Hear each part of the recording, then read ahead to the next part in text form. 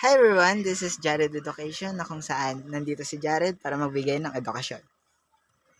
Hello everyone, this is me, Jared Education, and we're here for another education. Yesterday, we tackled about multiplication of integers. Now, we're gonna tackle about division of integers. Let's get started. Paano nga ba mag-divide ng integers? Well, madali lang naman since kung alam mo na yung multiplication na nandun sa video natin, kung di mo pa napapanood, panoodin mo na. Same lang siya ng equation doon sa multiplication, which is positive divided by positive is equals to positive, positive divided by negative equals negative, negative divided by negative is equals to positive, and then negative divided by positive is equals to negative. Laging tatandaan yan ha. Naguguluhan? Let's do an example. 6 divided by 3. So, pareha sila positive. So, we're gonna do this, which is positive divided by positive is equals to positive. Which means, normal division lang po siya. So, i-divide mo lang yung 6 sa 3. 6 divided by 3 is equals to 2.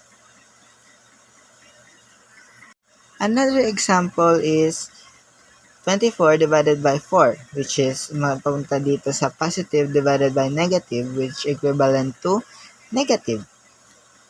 To get started, gagawin mo lang yung normal division, which is 24 divided by 4 is equals to 6. But since negative nga yung isa, magiging negative siya since ang equation dito is positive divided by negative. Down to the third example is negative 70 divided by negative 7. Now, we all know that negative divided by negative is equals to positive. So, negative, do the normal division, which is 70 divided by 7 is equals to 10. Then, you're done. Wala ka nang gagawin dyan since pareha sila negative. So, it will equivalent to positive. Always positive. Now, to the fourth one, which is negative 36 divided by 6. So, mapupunta siya sa negative divided by positive. So, ang equivalent niyan is negative dapat ang kakalabasan. Now, do the normal division, which is 36 divided by 6 is equals to 6. Since isa sa kanila is negative, magiging negative 6 siya. Naguguluhan pa din? Let's do another example, which is, let's just say negative 25 divided by 5. Do the normal division.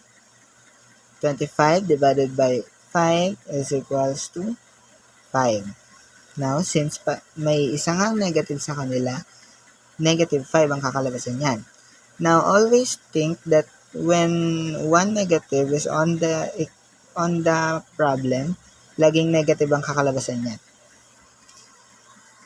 Thank you for watching, and if you learned something, hit that notification bell to stay notified and click that subscribe button. Thank you very much. I hope you learned something. Thank you for watching, and if you learned something, hit that notification bell to learn more and then subscribe. Thank you.